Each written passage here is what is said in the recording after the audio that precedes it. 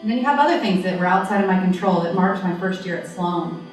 My aunt died of cancer at age 42, leaving my 4 cousins aged 8 to 14. Then you have a situation like Nikita's passing earlier this year, and she was involved with our Bible study at Sloan Christian Fellowship. And you're left asking, what could I have done? What do I do?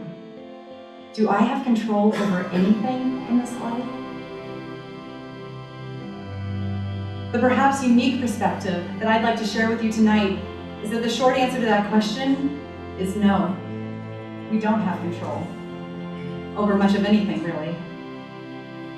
We have illusions of control that we comfort ourselves with. But at the end of the day, we do not have a cognitive category for things like pressure cookers exploding at a road race. Or a mother, not much older than me, passing away and leaving 4 beautiful girls.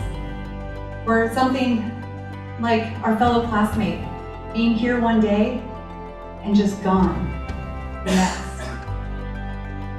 Or maybe something comparatively simple, like forecasting. Where are we going to live next year? What will we do for work? And even if we have signed offer letters with 6-figure salaries, and we think that our families are happy and healthy, there's not one of us in here tonight whose lives could not be shattered with just one single phone call. All right, I want everyone in here to humor me for a second. I want you to find your pulse. I don't think I would. Most of us take completely for granted that our hearts just beat. But what I want to impress on you tonight, the best example of how not in control we are, is this simple fact. Someday, that beating won't do that anymore. It's not morbid.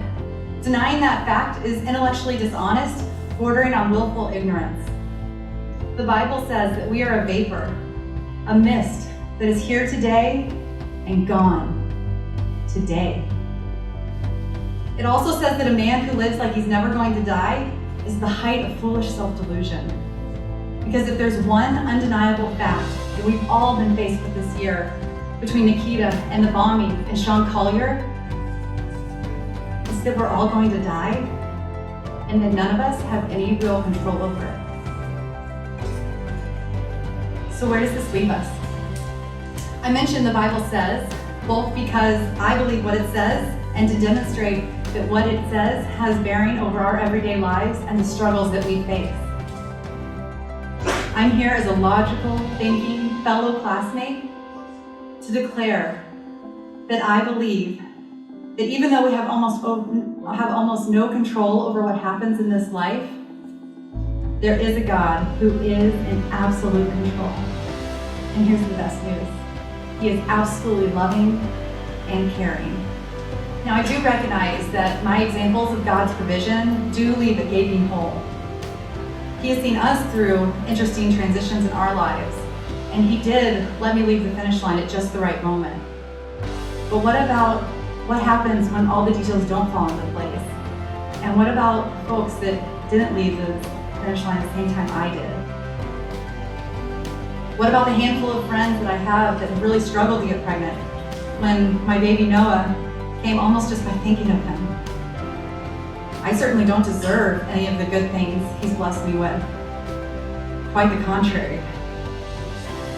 I don't have time to give an appropriate treatment of God's sovereignty and the nature of evil, and honestly, that's more of my husband's deal, so if you want to debate with him about that, please feel free. But my point is that even when my aunt died and left those 4 girls behind, and even in tragedies like the marathon and Nikita's passing, my faith allows me to believe that God is still good and He is still in control. We just don't always see everything that He can.